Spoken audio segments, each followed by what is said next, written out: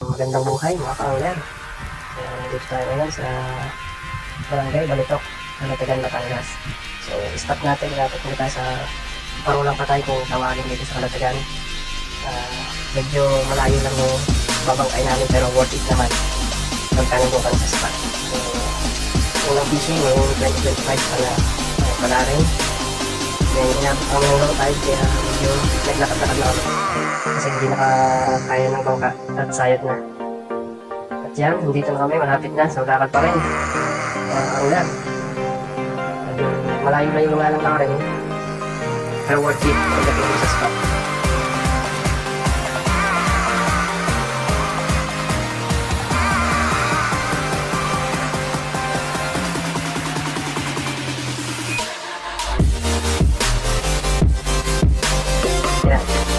Natin, ultra light setup.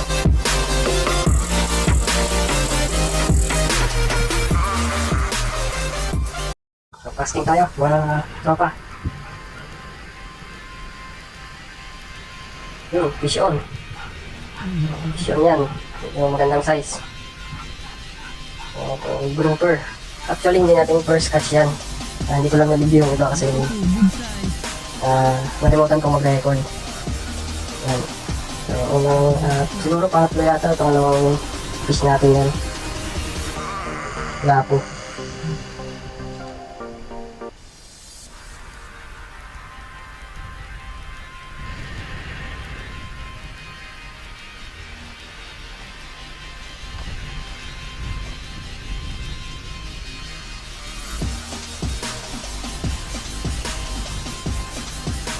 Ulit tayo mga master.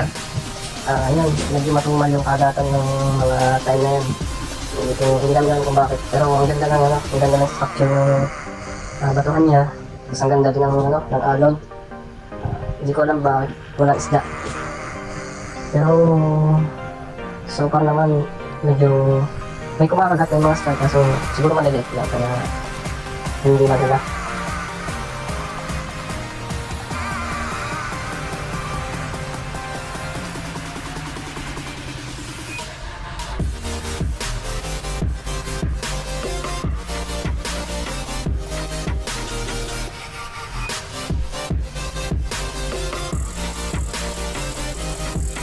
Patay ng isang spot.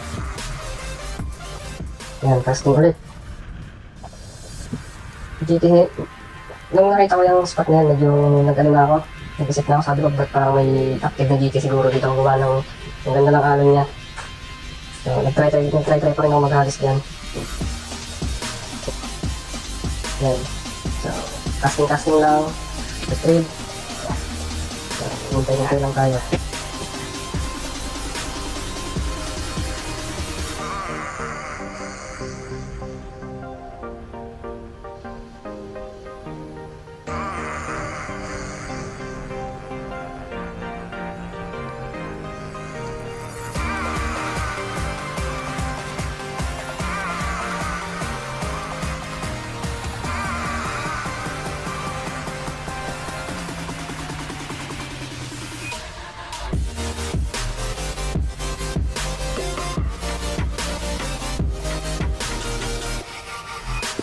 Yan, bali, nagpalit ng mga ganyan, nagpalit na ako ng luma. Kaso, malayo yung bangka, kaya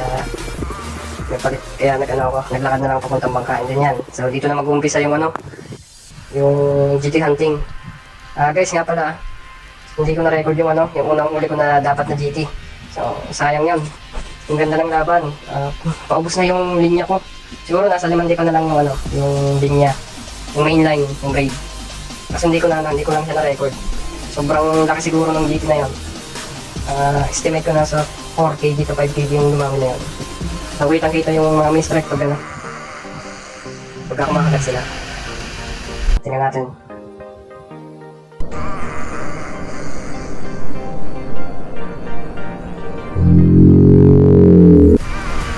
Grabe! Kita ba? Oh! Yun na naman po! Unhook! Kita ba? Oh!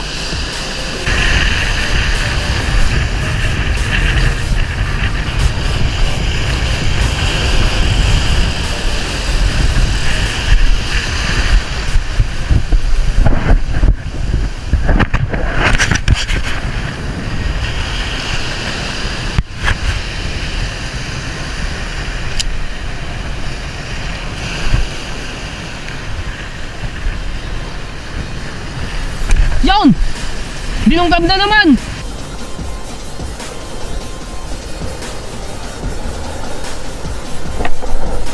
Ay!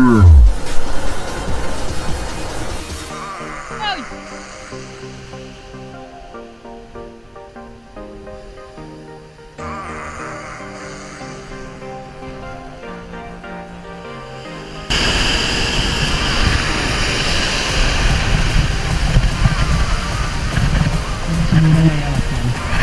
Ano, please, sa lang po.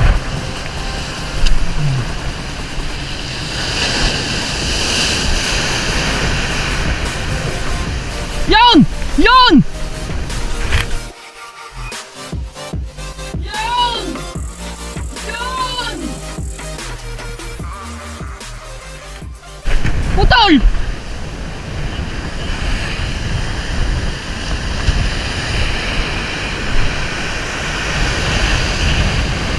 Ah!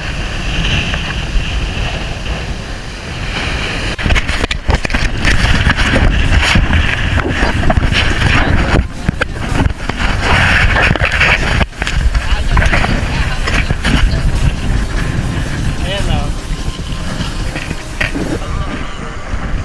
Sayang nakawala yung ano, yung GT. Ayan na. Nagutom na mga angler ah.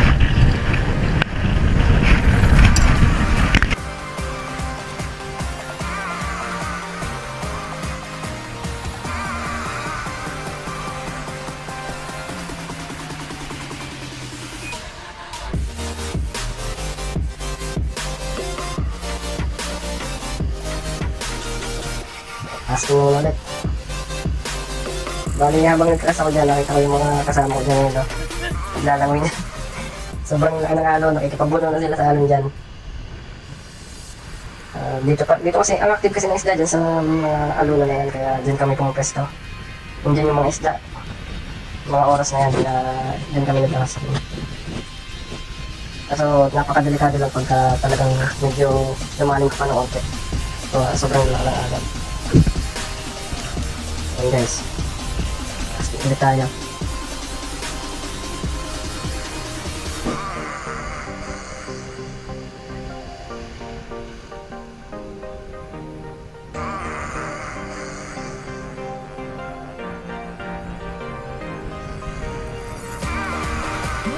Yun, fish on. Ang magandang size din yan. Yun, honeycomb. Ang rumper.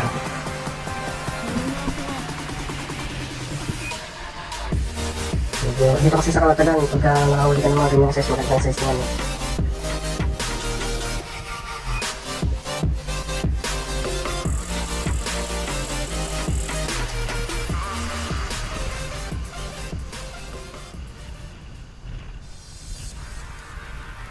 Kaso, nung tinutuhog ko siya,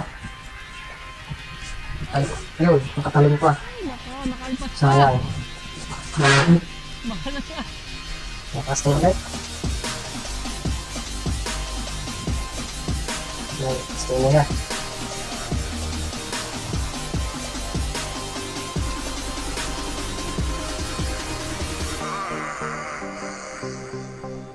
Yun, fish on. Fish on tayo guys. GT. Giant ticket. Hindi naman siya giant. Napakamit lang. Release natin.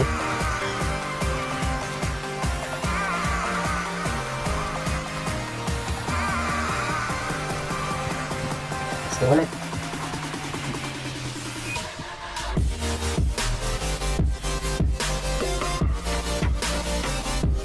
Yun, fish on. Fish on tayo guys.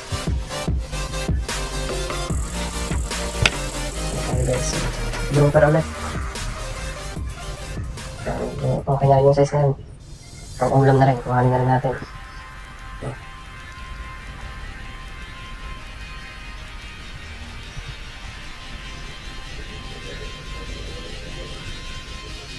May nahula akong checkered yung unang pisla ako checkered na pag di ko lang na-record din. Kaya nandiyan yung isda niya.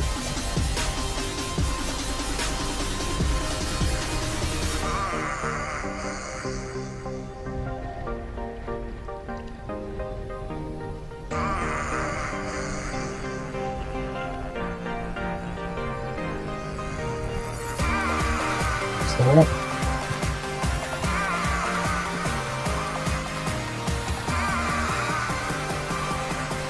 Yun, fish on.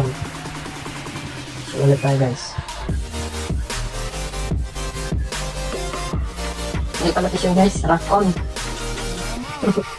Rock on guys.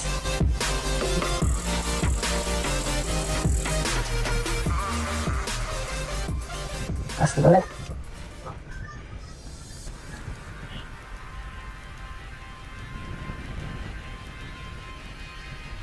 Yun. Fish on. Fish on tayo guys, fish on. Welcome ulit. Hindi pa.